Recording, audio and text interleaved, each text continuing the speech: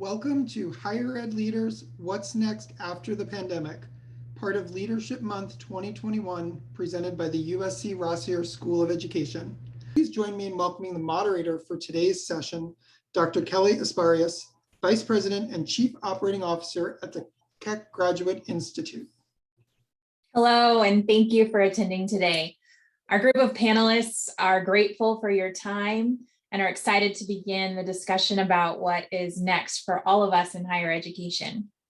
So I want to take a moment and introduce each panelist to you. First up, we have a double Trojan, Maruth Figueroa, the Assistant Vice Chancellor of Student Retention and Success at UC San Diego. Next up, we have Merrill Irving. He is the President of Hennepin Technical College. And finally, we have another double Trojan, Emily Sandoval, the Associate Vice Provost for Student Affairs, Student Engagement at USC. Welcome to all of our panelists. Thank you for joining us today. We will have a list of questions that we ask our panelists to comment on, and then we will move to open Q&A. So our first question we're going to give to Maruth. Maruth, the return to campus has impact for both students and staff. Let's start with staff. What are some of the issues you are facing within the teams that you personally manage, and how are you addressing these concerns? Thank you, Kelly, and thank you all for being here. I think one of the biggest issues right now is really exhaustion. Right? We have been in this mode of high stress, and our bodies are designed to deal with stress and we can bounce back, but we're also not designed to sustain the high levels of stress that we've been under for the last year and a half with these constant changes. And it's really about, our teams, when we left campus, pivoted, did amazing work in moving to an online environment for the very first time.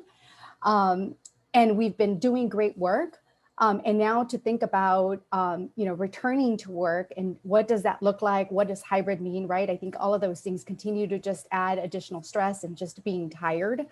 On top of this is work, right? We also had high levels of stress in our own personal lives when we brought work to our dining room tables, as I'm doing today, or our couches, living rooms, co-working with partners, families, and distance learning for parents, right? So all of these things that we're dealing with, right? And I think that one of the ways that, in my own team, and I think at the university at UC San Diego, is really exerting flexibility, right?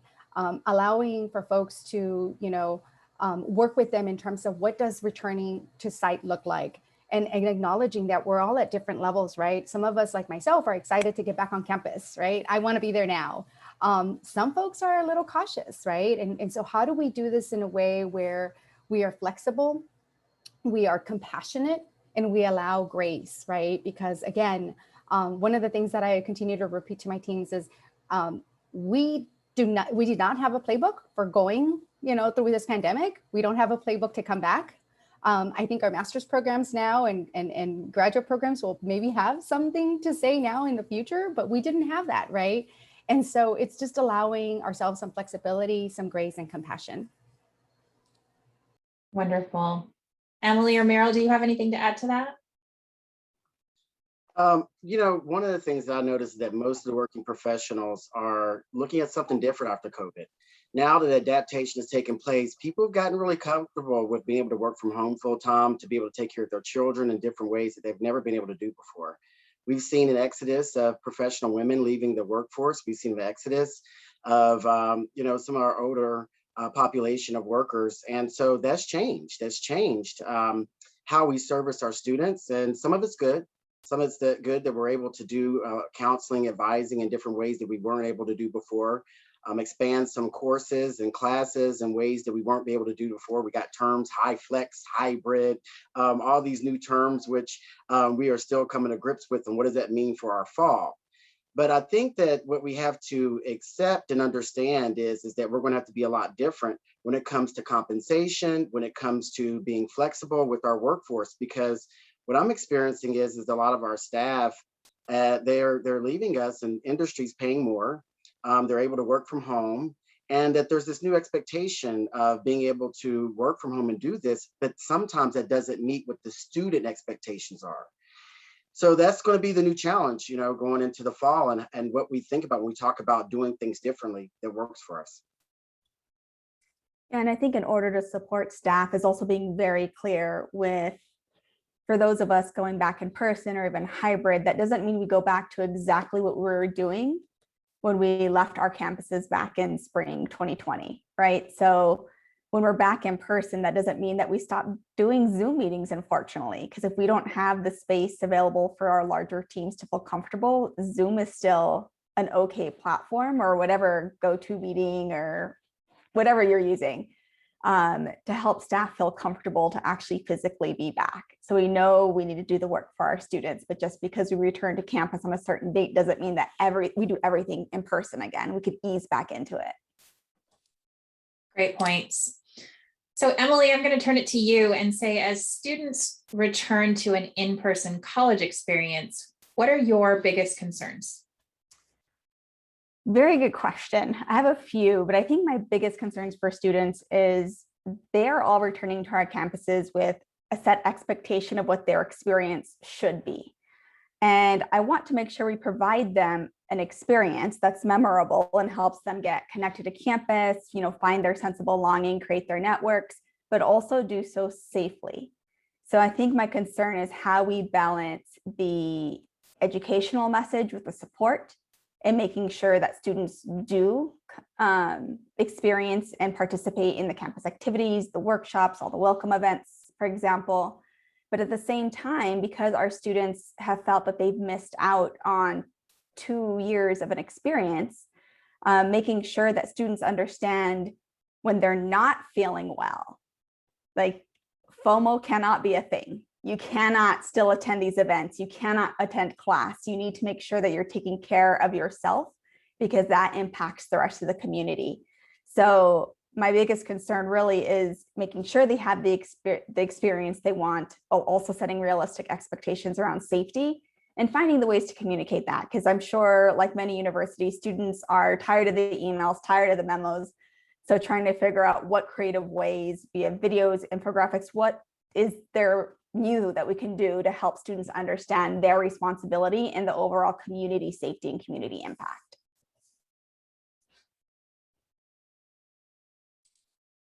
And Maruth, do you have anything to add to that? So, I think, yes, the experiences, and I know that a lot of the conversations we've been having are also around the loss of learning, right, on the academic side, and what does that look like? And what are the support systems and academic support programs that we can put in place to ensure that we can ensure that students are coming and feeling supported and can get up to speed to the rigors of our academics, right? And so I think that that's really, really critical and important. But at the same time, right, as we think about the loss of learning, I'm also thinking about what is the learning that our students have found or have gained, right? And I think, how do we also garner that? Because yes, we lost a lot of, we've lost students, right? Particularly the pandemic has been, definitely impacted our BIPOC communities, even at a greater, right, at a greater degree. And that is definitely very valid. But those that actually stayed with us and persisted, whether they thrived or barely just survived, like many of us, right? They did this through this pandemic, and they did this with their strengths, with their talents. And how do we lean into that? And how do we ensure that we don't lose sight of what they're bringing to our campus, and ensure that as we continue to come back, right? Although we're not completely out of this pandemic, right? As we come back to campus, how do we focus in on those strengths, on that learning, as we continue to design what this new way of life on our campus is like, right? So I think it's both, right? What is the learning that's lost, and how do we support that? But additionally, right, what is it that we have gained? What have our students gained? And what have they learned? And how do we really lean into those as strengths as we come back to our campus? Right. And from a president's perspective, what do you think, Meryl? I think that, what we've learned throughout COVID is that we have a responsibility to understand diverse populations. Populations have been hit differently depending on what community you live in and what piece of diversity you are. I think there's an expectation that we're going to be different, that we're going to understand the conversations of the social unrest. That when we have our working parents who are coming back to college, who are taking care of their children differently, that we have to be aware. I think that there's going to be an expectation that we're going to put pronouns out. We're going to understand fundamentally who we're serving. I think that if we don't step to the plate with some type of cultural competency, bigger and better than we were before, we're going to fall short. And I think right now, higher ed is suffering to retain employees, suffering to retain students. And I think that we're going to have to step up the plate and be a lot different than we've ever been. And so we're seeing it from our employees, we're seeing it from the student population, and we're also seeing it from the communities that we serve.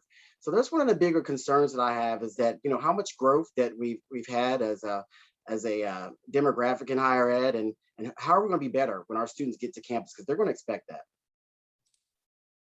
Wonderful. I know that Merrill, we talked about this a little bit a couple of weeks ago, but can you talk to us a little bit how your school planned to help students reacclimate to in-person learning while also acknowledging the impact of the traumatic events of the past year and a half? Has there been anything that you all have been able to do at your institution that's been innovative or interesting?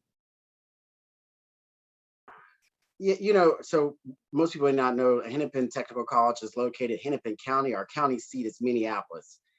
So when we had the murder of George Floyd that rocked our nation and our world, when it came to analyzing who we were going to be around race and equity, we had to reimagine ourselves. And it was more than just having conversation. What I was proud about is that our college had already made equity and inclusion as part of our structure in our strategic plan, and that we had already worked with our faculty and our staff to do training on cultural competency, that we were taking the IDI, that we're doing training in anti-racism training.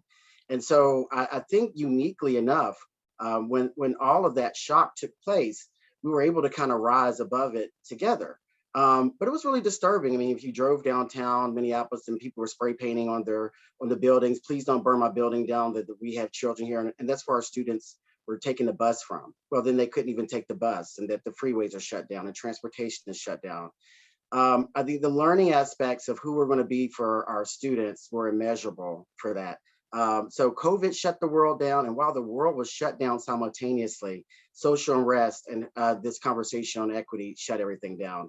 And I think that what I was most proud about is our activities of partnering with other colleges to do what they said the term is being woke.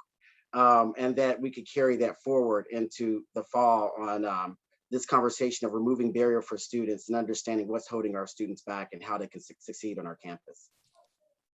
That's great. And thank you to Laura for posting in the chat about Georgia Military College installing global plasma air purification systems and having a 5-step plan for prevention. Maruth, at UC San Diego, did you have anything that was innovative during this time? I think that I don't necessarily think it was innovative, but I think that this really brought the community together, right, all across campus, and really communicating with each other. We were all going through this experience, for the very first time. And so that also meant that none of us were really experts in this pandemic. And so I think that in a lot of ways, right, coming together to really think about what is it that our students were experiencing and what could we do together collectively to really support, our students and our staff and our faculty. I think that, this pandemic also brought to light what many of us already know in terms of the intersectionalities of our students, but now we were also in their, in their rooms, in their households, kind of maybe seeing some of what was happening in that household. And I think that really, right, how do we respond to that collectively in partnership with our faculty, the academic side as well. And I think that one of the things that we learned is also that we could be flexible, right? We can accommodate. And so how do we continue to do this as we return? Because again, it's not going to be come back and it's going to be all the same, right? Going back to what Merrill is saying, right? We learn to do different things, to respond to in different ways, and this is going to be an ongoing process. And Emily, is there anything at USC that you'd like to add? Yeah, I would say similar to Maruth, I don't know how innovative it is, but I do want to shout out, because of just the inequities that we also realized, a lot of us in student affairs know that our students struggle with inequity, just not just at the university, but even in their home life. What our student basic needs did just to make sure there was a laptop loan or hotspot loan or programs to our students, they have access to education. Also changing the norm. I think it was very easy for us to say cameras on for all of our meetings, and faculty members to do the same. It's like, well, not everyone felt comfortable having their cameras on, depending on where they were attending class at, and making that be okay.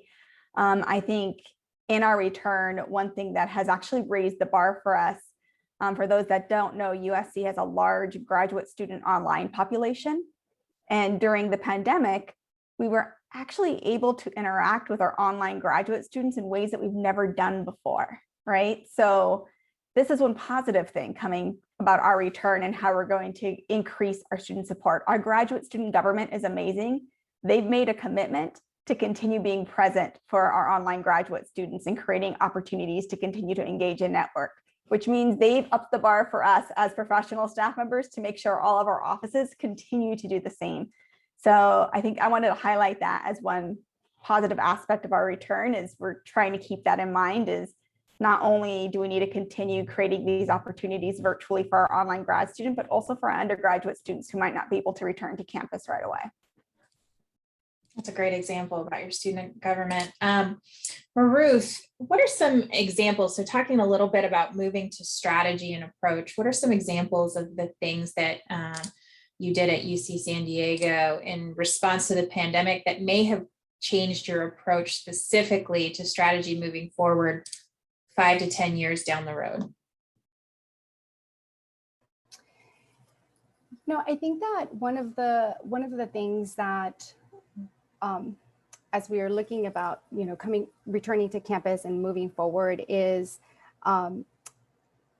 this idea of how interconnected we are as communities, right? I think that particularly for our students that come from collective cultures, right? We know that we lean in on the family. We bring the village to campus. And then this time around, right, the village was where our studies were happening, where we were working, right? And so not only that, but we also learned to build, I think, similar to what Emily was just sharing, right, new ways of building community. And so I think, in the traditional sense, a community is you're together, you're breaking bread, but, our students were very innovative. We were being innovative in how we helped students connect with each other. I think about all of the different ways that social movements happened over this pandemic, right? And particularly as you think about New York and, how they all got together outside and played some music, right? To thank our folks in healthcare, our students who, were participating in social movements and activism in communities in these virtual spaces, and in a lot of ways in social distance ways, right? And so I think that all of these things that we've learned in terms of how community is built and redefining how we build community, I think is something that we can take forward. I think also, right, being able to provide access to families, particularly of first generation students. I can think of a student who was engaging in a fraternity, and mom and dad would have never known what a fraternity was and the benefits of that. But now, because the son is doing this in the living room, right? They're like, oh yeah, he's with his brothers and he's doing this and that, right? And I think that now we're also providing that comfort and that language for parents to be able to get involved in some of these aspects of university life that sometimes can be a little bit less accessible to our first generation families. So I think that's definitely some of the things that we're hoping to take and move forward as we continue our work. Great point. Merrill, is there anything you'd like to add to that? Going back to the pandemic and noticing the inequities in access to healthcare became a realization. And so even making the college a vaccination center, having our hunger task force intact so that we can make sure that our communities and our students have access to food. We opened up our campus to that, and that's something we need to continue to do and partner with and synergize on continuing to do that work. Noticing that our students didn't even have laptops and that they were checking them out at the library. We just need to make sure that we get all of them their laptops and that they have access to high Wi-Fi internet. And that's why we never shut our campus down, so that they can even have access to the high Wi-Fi and get laptops. I think that all of this, and then in thinking about who we're going to be to our students when it comes to scheduling. So we intentionally start surveying our students to see, are we hitting the mark? Is the schedule great for you? Is it not? Which days do you prefer the most? And so I think that what we are learning is that we need to continue to be a learning organization. We like to teach people, but we have to ask ourselves in higher ed is how much are we a learning organization? So I think that that's been very fruitful for us. I'm going to use that learning organization in my next meeting. Emily, do you have anything to add to that? I would just share and echo the importance of making sure we're supporting our students of color in a very intentional way as we return to campus after the trauma that they also experienced and have always experienced, right? But I think one of the strategies moving forward is knowing that there are some things we can't replicate over Zoom. And it is that sense of community.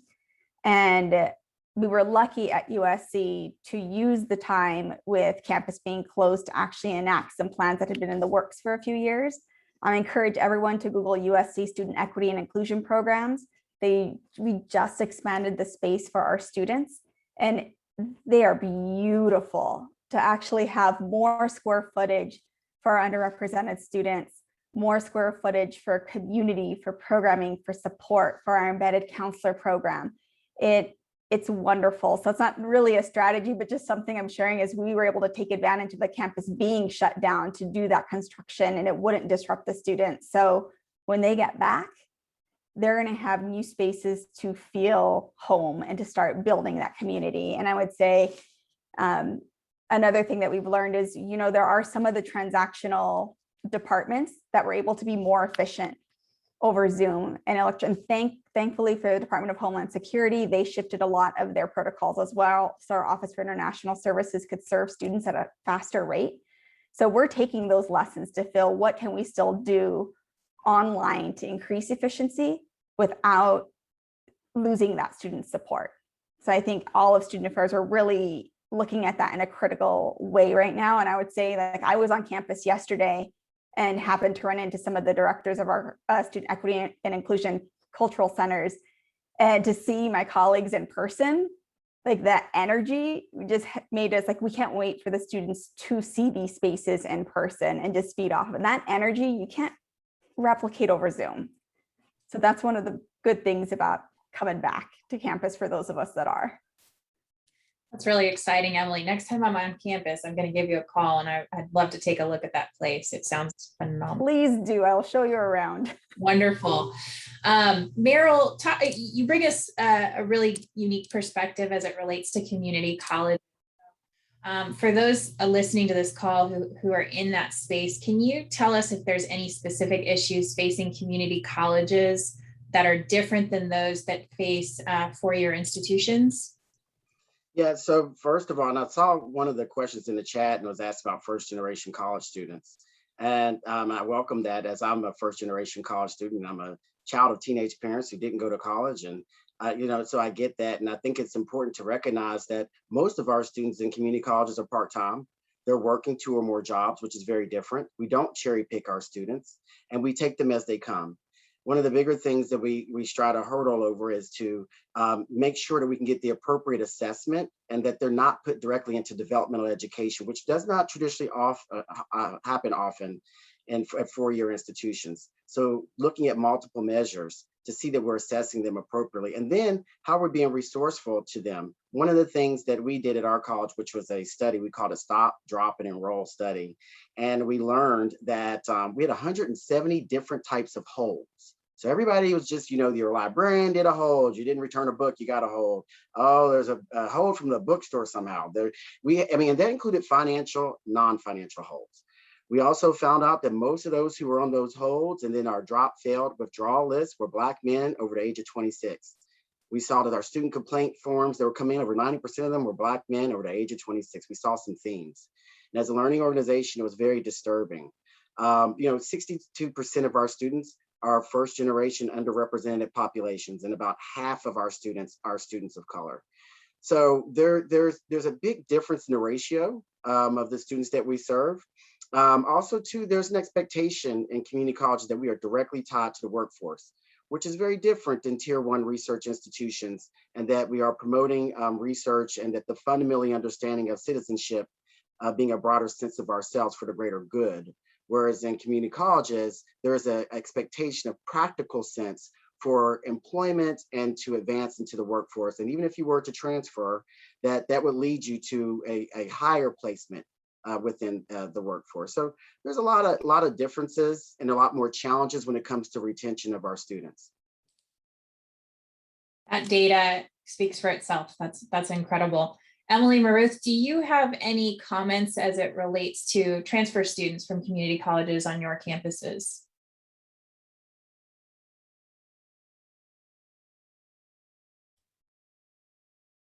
So anytime we're talking about our students who have not been on campus, we're including our transfer students in that conversation. So realistically, we have transfer students who are third years, technically junior class standing now, who are only on campus for a semester and a half.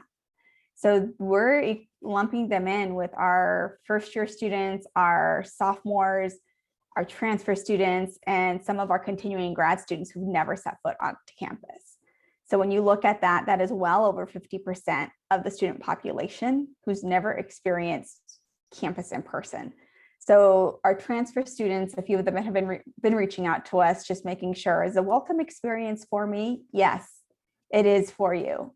So really making sure that we are clear and that we are welcoming all students back to campus, and realizing that their transition could feel a little different, right? Because some of them did experience community college or another university online, then transition to USC online, and now trying to go in person and learning the flow of the academic schedule, how to balance everything in person while also trying to make those connections. And it might feel a little bit harder for our transfer students. So we have our transfer student assembly through our student government, who has already been doing a lot of work to try to put their arms around our transfer student population and help welcome them back, because their challenges will definitely be unique. Definitely echo, kind of what Emily is sharing, and not only that they haven't experienced our campus, but a lot, our transfer students come in and they have, set limit of time, right? That's shorter than our native students when they come into our universities. And so for some of the students, one of the things that we are hearing, our transfer students, is they've had this missed opportunity to build relationships with faculty members, to engage in research, to be able to really have somebody who can write that strong letter of recommendation as they're starting to think about grad school. Or in some cases, right, did I miss that opportunity to think about grad school because now I only have one more year left, right? And so thinking about, yes, you are part of this welcoming, right, to campus, but in addition to that, here are some very unique ways that we can support you, particularly around research at UC San Diego. We have the Transfer Student Success Council that's led by, that is co-led by our academic, an academic advisor, dean in advising, and our Transfer Hub program manager, right? In thinking about how do we provide these opportunities and expose our transfer students this summer. And as we're thinking ahead of time, right, is thinking about how do we engage our students earlier on in the community college, right? How do we partner with the community college so that they're engaging in research even before they step onto our campus, that they're meeting our faculty, right? Because then once they're here, they don't feel this, need of like, oh, I have limited amount of time. They have already built relationships. They've engaged and started some of the research. And then they can also, have this enjoyable experience and not feel like they're rushing through all the things that they need to do to get to that grad school application. That's great. As we get into our last question here, I want to remind all of the participants that you can submit your question into the question box and we will read them off. We have some that have come in already that we're getting prepared to answer, but we wanted to give you this opportunity to submit them before we get to our final question. And our final question I'm going to pose to Emily because we've spent some time talking about staff and students, and as higher education leaders, we've all been pushed to the limits as well individually. So maybe Emily, you can start us off and everybody can comment. How have you personally managed to, keep it together and make sure that you're doing self-care for yourself as well? Good question, because also during the pandemic, I became a new mom. So balancing the priorities of everything has definitely shifted. I'm a big proponent. When I was in person, I would really push myself to what I would call brain breaks, and to look away from the screen, either read an article that wasn't on my computer, take a walk around campus, and you lost that in the virtual environment. And especially when I think back to March 2020, when we all shifted, the hours that we worked consecutively for weeks, not healthy at all. I don't think it was avoidable at the time because none of us knew how to transition from fully in person to remote. So there was weeks without a break. That's not okay. So making sure that in this environment, shutting off your camera when you're able to, doing meetings via the phone. When I got back from maternity leave, I was very happy to see that some of the culture was shifting where no meeting was going to be an hour. Meetings were 45 minutes. That way you actually had downtime. And that's one of the things I'm looking forward to being back in person, because we don't have the amount of meetings that we have in person. The Zoom meetings have just been insane. So being scheduled back to back on Zoom is different than back to back on campus when I had walking time scheduled into my calendar. So I've been very intentional, especially since June 1st, when I returned, to not schedule back to back, to make sure I have breaks in my calendar. No meeting is longer than 45 minutes, unless you're sitting on a panel like this. And making sure that people know those limits, but also role modeling that with the people I supervise and letting them know that I don't expect them to work all hours. And when we get back, enough of thinking welcome week is going to be the most exhausting week ever. It is, but making sure that if we're there till midnight, I don't expect to see staff on campus till like 5 p.m. So let's really be realistic with what we've learned and making sure that we're still carving out time for ourselves and taking care of each other. But it goes back to me for role modeling and walking the walk. Merrill, you have something to add to that? Well, if you're a president on here, you struggle with time for yourself, period, before COVID. That's why I just had gained so much weight. I actually lost 21 pounds, during COVID, because I bought myself a treadmill. I did, what Emily said, if we weren't going to do a screen share, let's just do an old-fashioned conference call. And I took so many conference calls and we just walked for hours and talking and engaging. And then there was the self-explore and discovery. I was watching the news and they were saying that there's a statistic that about 86% of men changed their look. I did too. I was bald head before COVID. And I said, you know what, I might want to grow some hair. And then most of the men wanted to keep their look. I did too. I think I might want to keep my look. And so this whole traditional thing that the president's supposed to look like, I thought over COVID, I start wearing these relaxed shirts that represent my college. I'm like, I think I might want to keep that. Maybe I'll keep that with the blazer, maybe not. There's this big exploratory piece of us finding this sense of ourselves and really being at peace with it. When we spent so much time either alone or with our families at home. And I've actually, I re-engaged and regrouped, and, I buy those Echo shoes now instead of the Echo sneakers and wear them with suits. And just a whole new design and feeling comfortable with that. And I think that it makes us a little bit more healthy, finding this new sense of engagement. And that's been a lot, for me as that evolution. It was almost like the butterfly coming out of the cocoon from this pandemic. Outside of getting so much cultural competency and overload that I never thought that I would get, I definitely will come back as a leader to my campus. in a completely different way, how I engage, what I think about people, and looking at pronouns or not pronouns, and understanding the communities that I serve a lot better than I did before.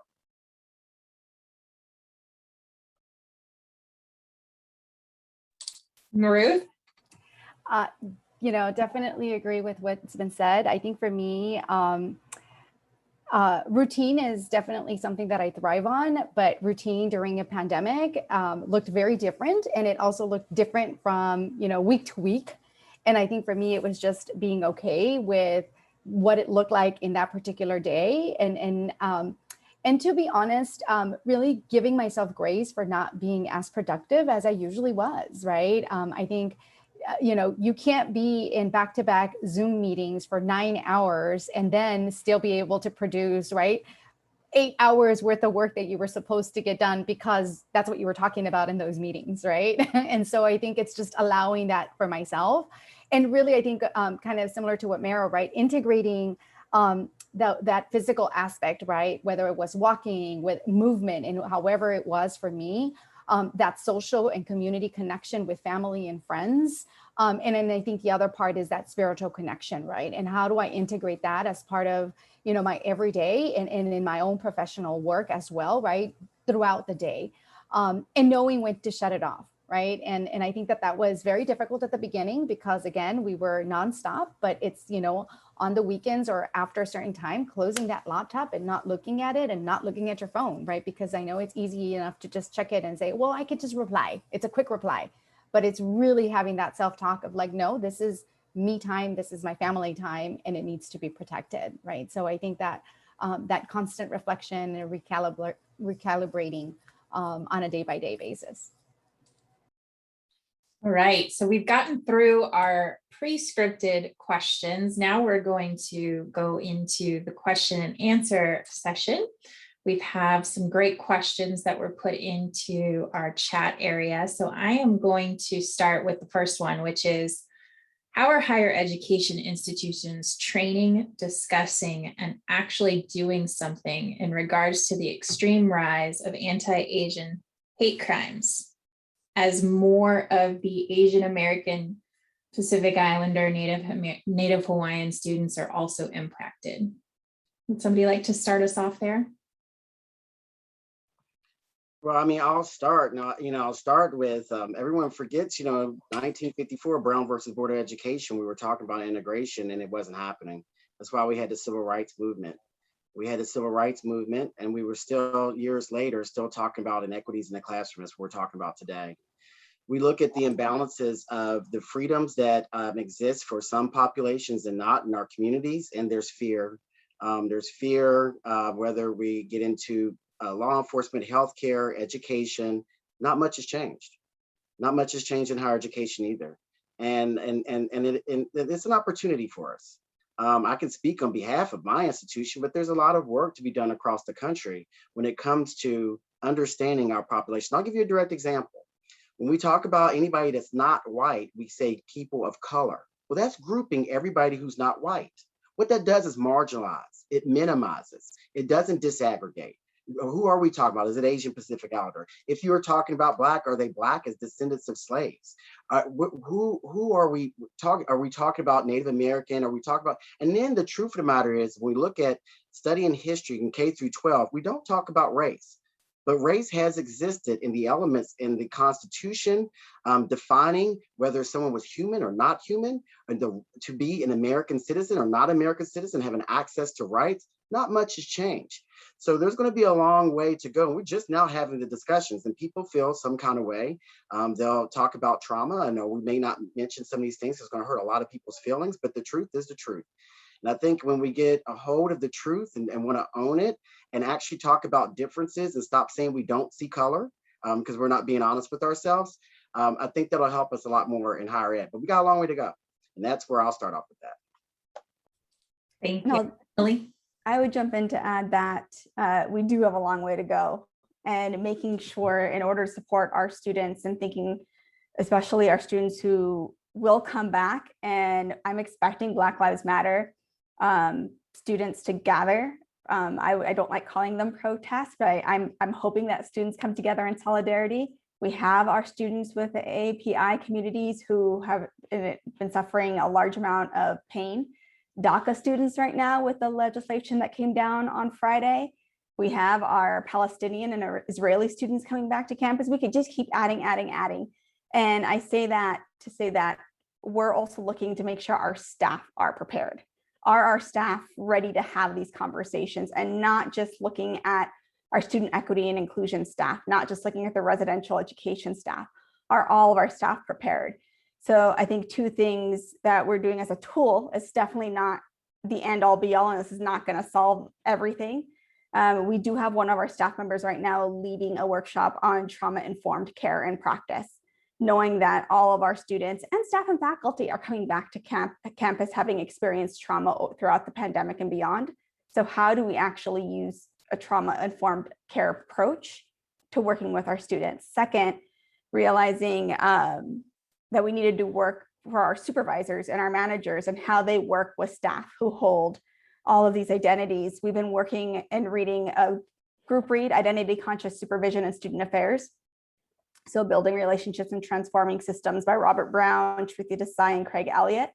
And we've been doing that as a group read with managers to have conversations about what does it mean to supervise someone that doesn't have your identity, and how do you acknowledge the pain that, for say, a Black staff member has, and how do you make that okay to have that conversation openly, to build that relationship between supervisor and supervisee, to have those conversations, to talk about any hurt, own when the supervisor makes a mistake and says the wrong thing, and be okay with that.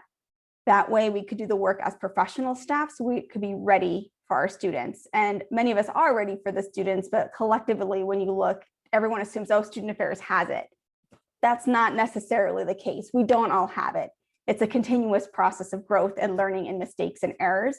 So making sure we're doing the best we can, because when have we been able to reset to this level where none of us have been on campus and all of us come back? Although there have been people that have been on campus this entire time. So just doing the work we can to be the best for our students when they return.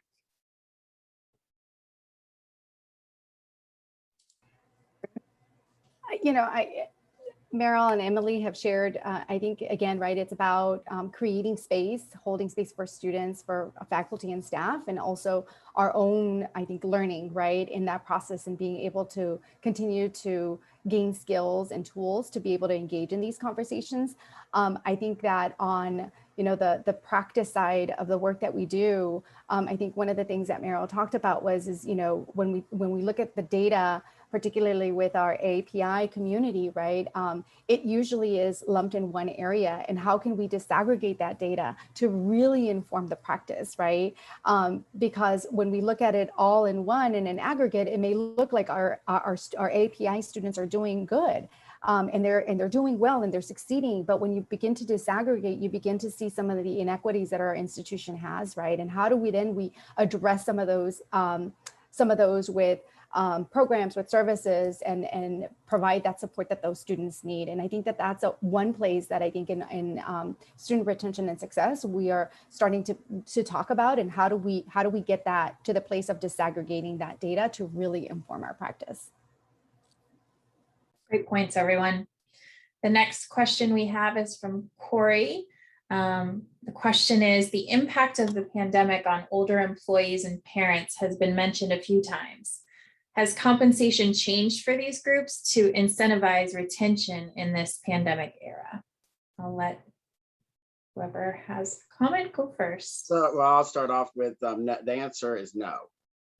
Unfortunately, particularly if we're in higher ed, we have not kept up with inflation when it comes to raises for most of our employees. You know, some of the options when it comes around retention probably will work best if you're a faculty member. You may find a lot more opportunities when it comes to the retention, but it's a challenge. It's a challenge, but I think that it's more than a question around can higher ed answer that.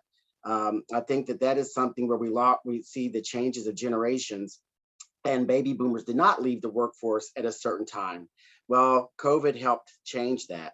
The other thing is, unfortunately, we saw a lot of women leave the workforce for different reasons and decisions. And so that is an unfortunate fact that has affected, I feel, the workforce and a piece of cultural competency that we've got to get back. And so there's going to be a lot of work to do. And I think it's more than a compensation. I think it's going to be more about design. I think it's going to be, are you going to be able to work from a variety of different areas? There's going to be more flexibility. What are benefit packages going to look like, which are going to be uniquely different in the past, but we've got to keep up. And inflation has changed. If we check the housing market, it's gotten so crazy so that people can keep up with what everything's going up, your groceries, you name it, your stamps. And so it's a larger challenge than our compensation opportunities. Good points. Good points. Let's go to the next question that we have, and it comes from Dave. How can institutions deal with trying to balance funding for increased institutional support for faculty, staff, and students in the post-pandemic era with possible rising costs for tuition?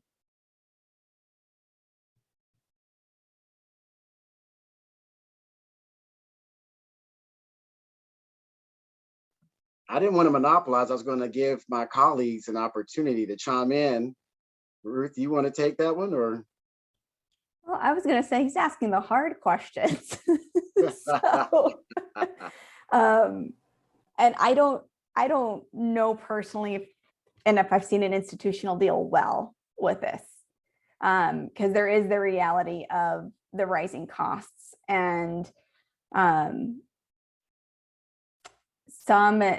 some universities will be like, oh, well, there's endowments. And I've learned that there's also, for those of us that have endowments, there's really specific ways that you're supposed to use that endowment, right? So just because a university has a bunch of endowments doesn't mean that they're better off and that they should keep tuition low because of that. So I think right now, in my opinion, it's just the student affairs lens right now is making sure that the experience that students are expecting to get, the services, the support, that we're doing the best we can so they feel the value of what they're spending to attend USC. And I mean, we know that it's expensive to attend USC. I also have 2 degrees from USC, so I understand that. But just making sure that the outside the classroom experience can be just as beneficial or just as impactful. So that puts the pressure on us to make sure we're doing the work, that we're there to support the students without breaking our own backs in the process of it. And I agree. I think that's definitely a hard question, right? But I think it's also during this time we've had an opportunity to see what has worked, right? And how do we really focus our resources onto the things that we know have worked during this pandemic, that will continue to work, and how do we adjust? I think one of the things that we've also learned is that we had a lot of collaboration and a lot of ways that we can partner. And so at an institution that is large, sometimes, you have duplication of services, right? So how can we really partner to best support our students?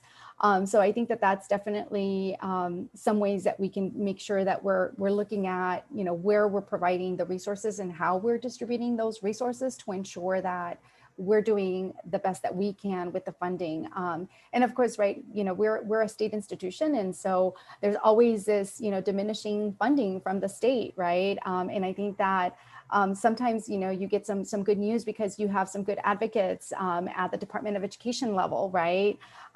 Somebody from the community, from the California Community College being on a task force that is going to be informing maybe some new initiatives or some new things, programs and services that are going to be addressing Pell eligible students, right? And so I think that, there may be some ways, I think that from the state and federal level, things might be changing, but, it's also the reality that we have diminishing support from the state, right? Yeah, I think, so now I guess, I feel comfortable now. My colleagues have chimed in because I chimed in twice, in the beginning, 2 times where I could not let it be a 3rd time. We've got some questions that we've got to answer on here. Here's the deal. The population is declining when it comes to high school graduates in most parts of the United States, and the ability to have those graduates be part of education. Education has become big business. I think that at some point, and it's in the public sector, we're going to have to ask ourselves at what point is a public good, and what is our commitment to a public good?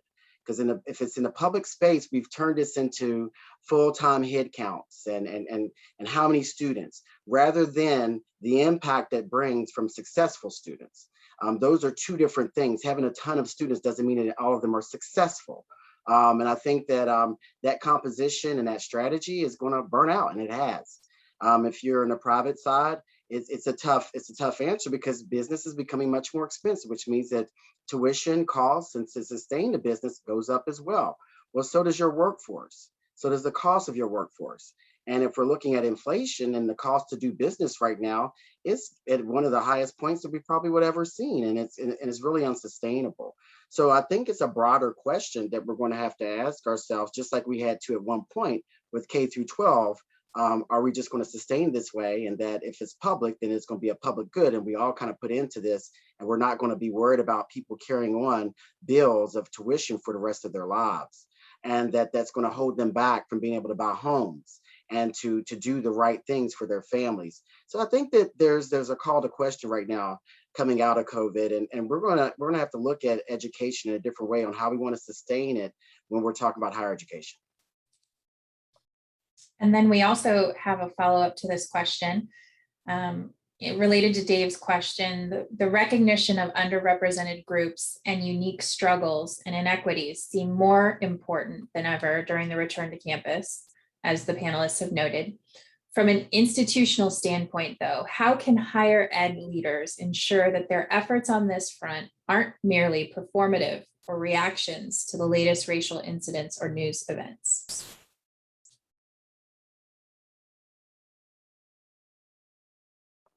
I don't want to be the first one to go again, my colleagues. You go ahead, Maruth. I think that in the area that I lead, student retention and success, that is the work that we do.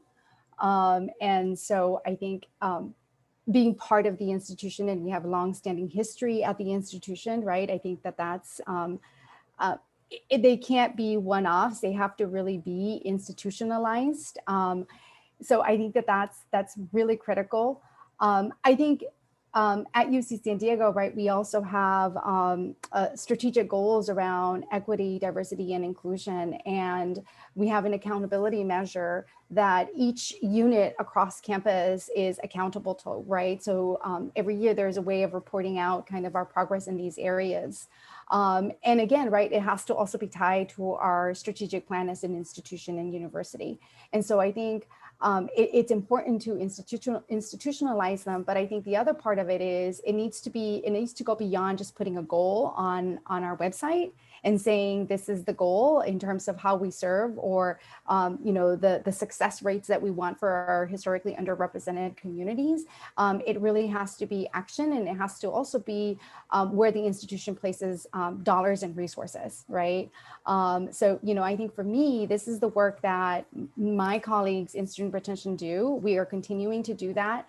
And in the spaces that we are in, we are continuing to advocate and challenging some of our colleagues, right, to take a look at the work that they're doing and how is this supporting our students that are coming from underrepresented communities. So again, I think that's definitely something that that can help sustain this work as we move forward. And I would agree, yes, some of the work we've been doing has been institutionalized. And I would say at USC, we've been very fortunate when President Folt started at the university. Supporting our students has been one of her priorities, and she was able to get us the funding to expand our cultural and identity-based centers. And all the work that I've been referring to, shout out to my colleague, Dr. Nadia Palacios. She's our Senior Director of Student Equity and Inclusion Programs. And it's been under her leadership that a lot of this has finally been actualized.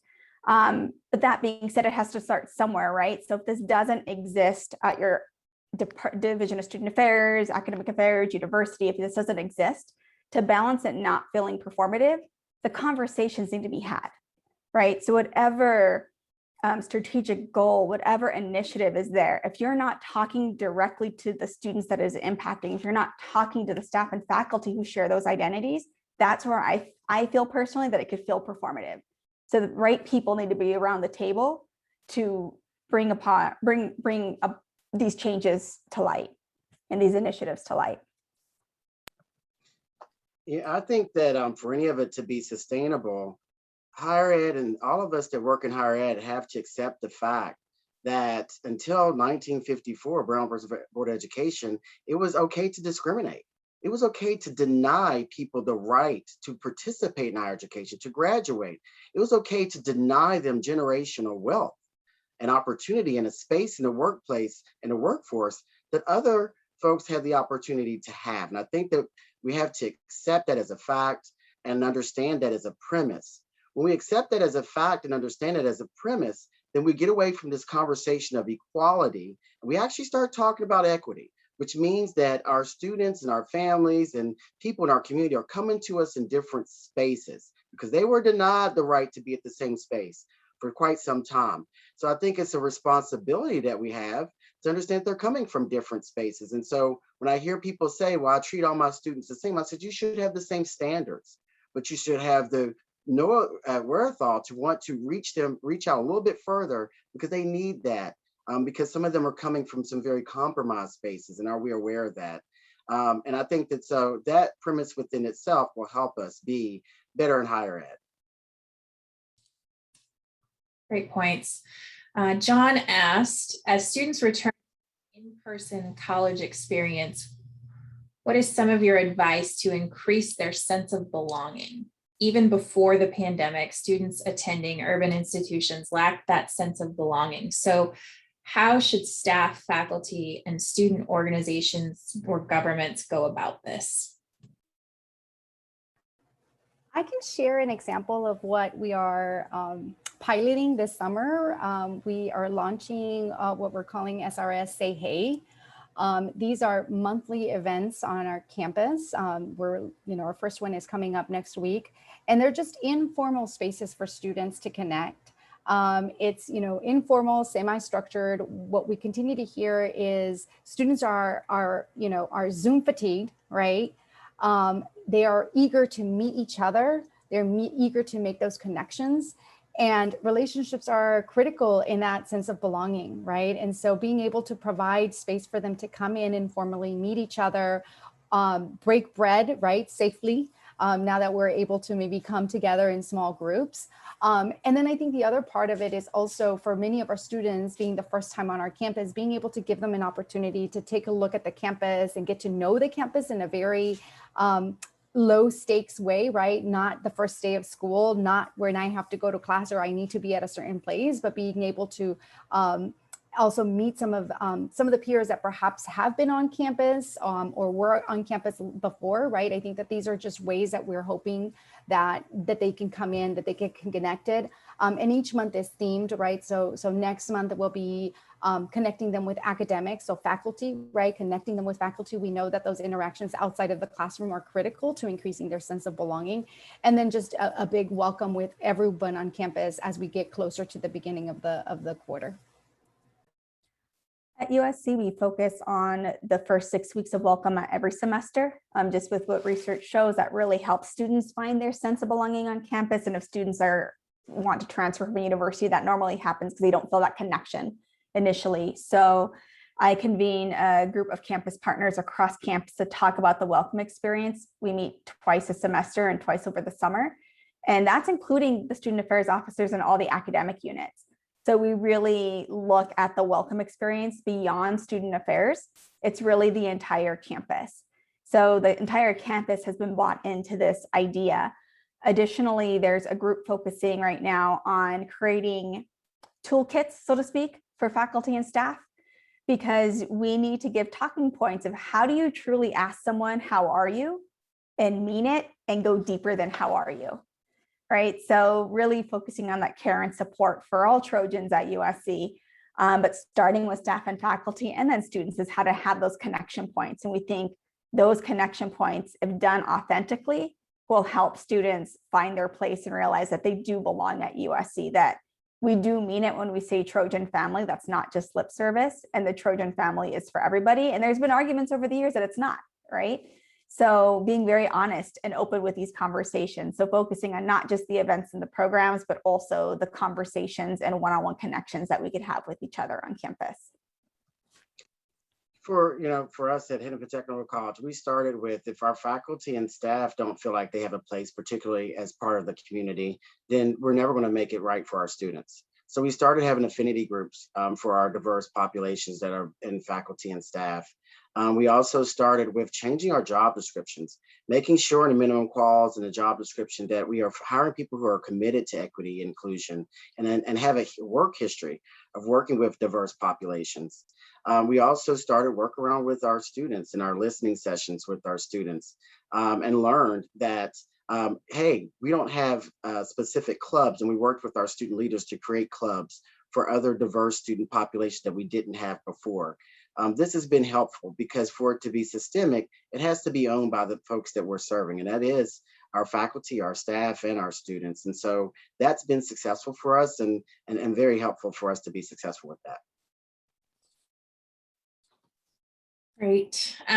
Let's go to communicating with the students. So communicating with them during this time has mostly been, through email and things like that. Is there anything that you all have noticed about communicating with students specifically that you will transition and keep, or things that you have learned that didn't work that you're going to have to adjust? I could share, I think what maybe many of us know is students don't read our emails, right? Like we, keep getting questions of like, I have this question and it's like, you got 3 emails that talked about the same thing and yet they don't know it, right? And so what we did on our campus is we had a weekly email / kind of newsletter that went out. It was entitled What We Learned. And it was, done by our, amazing communications person in student affairs. And it was a newsletter that was, a quick read with lots of funny, pop culture references and, puns that he wrote. And what we learned is that students really enjoyed getting this every week, and it had links to the various communications that they got throughout the week, right? So, the new policy has changed on campus, and here's the link of the email that went out, right? So that they could reference it. And so we've learned that they really enjoyed getting that every, week. I think there's, folks who look on Reddit, and there was always talk about how they're going to miss that. And so we're thinking about how do we continue this, because we noticed that they actually read that versus the long, extended emails that had everything that they need to know. So that's one of the things that I think we're taking from this as learning and possibly continuing it moving forward. And we had something similar, Maruth, but it wasn't as heavily read towards the end. And I think what we realized was we needed more engaging content. So videos work, funny videos are even better. So how can we take a message and do it in multiple modalities? So we know that if there is an important message, for example, in the city of Los Angeles, we have to wear masks indoors again, which actually is making us feel better about coming back onto campus.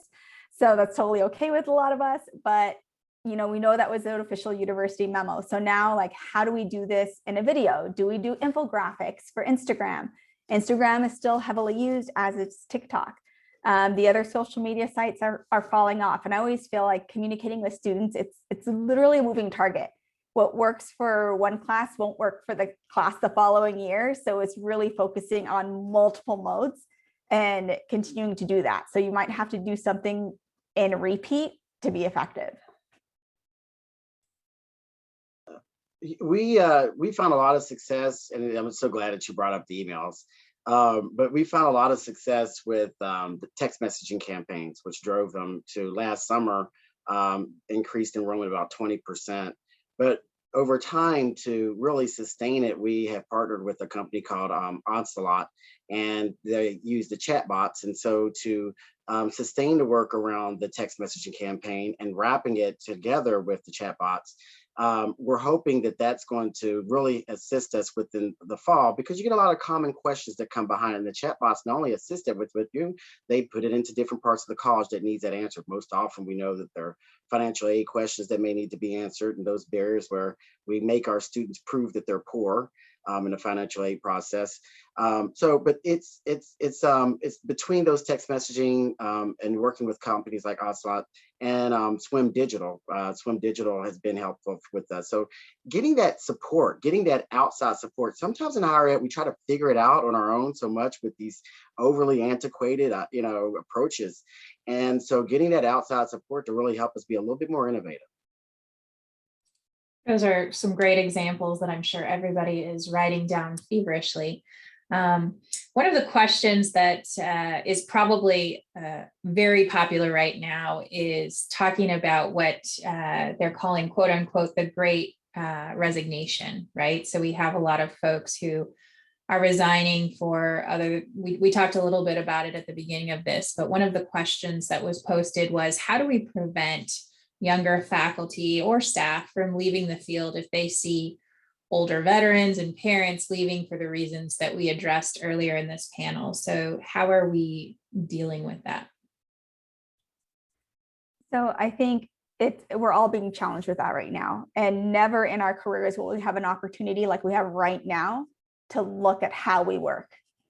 And I think all of us, and none of us have the answer, right? So some of us are going to be piloting hybrid programs. Some of us are going back in person with potential hybrid in the future. Some folks are not going to come back at all and will be remote. And all of that is really trial and error, right? We don't know what's going to work when our students return to campus.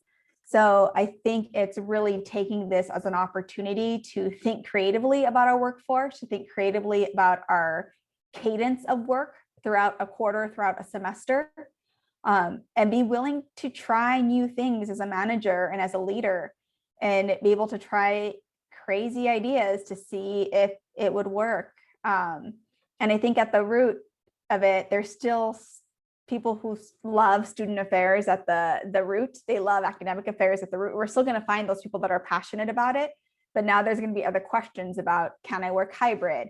Maybe I don't want to commute, right? Maybe I can live in another state and work at this university because this position is remote. So the doors of opportunity are there. We just need to figure out what works for our individual institution, how the decisions we make affect the mission of the institution, and ultimately the service we need to provide for our students. So it's not going to be a one size fits all for any institution. I agree, 100% with Emily on what she said. And I think that as we do this, right, and I know you mentioned it, Emily, but it's really recalibrating, right? Checking in, how are we doing? We've talked a little bit about, the first, 3-4 weeks of the quarter, and then checking in and seeing, is this working, is it not working? And how do we change and adjust, right? Because I think, again, we do have this opportunity to rethink the way that we do things, and how it's going to look at the very beginning of the fall semester or quarter as we kind of return back to campus is going to be different than a fall from now, right? And so I think that it's important to be able to offer those opportunities to do some trial and error and really checking in with each other on how we're doing. Great. So it looks like we are unfortunately at the time. On behalf of all of the panelists, I want to thank you all for your questions and your interactions in the chat areas, and also for your attendance today. We know your time is valuable. So on behalf of the panelists, thank you. And I will turn it back over to you, Matt, for closing remarks. Great. Thank you so much, Kelly, for guiding today's discussion as our moderator and for navigating the Q&A box so well. I know we got to a lot of the questions. We weren't able to get to all of them. As I mentioned earlier, I will be sending a recording of this out to everybody who attended. In that email will also be contact information for all of our speakers. So if you want to follow up with them directly, you can. I want to thank our panelists. Thank you, Maruth, Merrill, and Emily, for sharing your insights and thoughts on what you learned during the pandemic and how things will look different and better as we emerge from these times. And I want to thank everybody who attended today's conversation. Today was the most attended session of our Leadership Month. So that says something about our topic, about our speakers. Everybody just have a great day. Remember to practice self-care. And as always, fight on.